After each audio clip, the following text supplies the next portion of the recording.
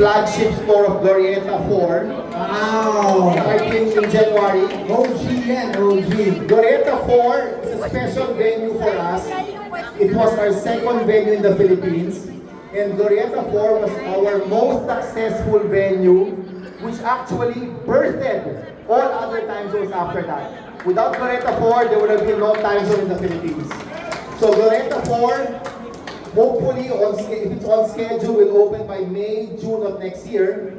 It will have a special new attraction made just for time zone. Wow. So it's a beautiful game. I played it in Sydney 2 days ago.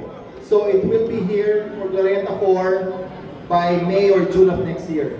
So that will be another interesting venue. That's 1,600 square meters. It will have 8 lanes of bowling and many more new games by the time. Exactly. So, yes. Sir, naalala ko before you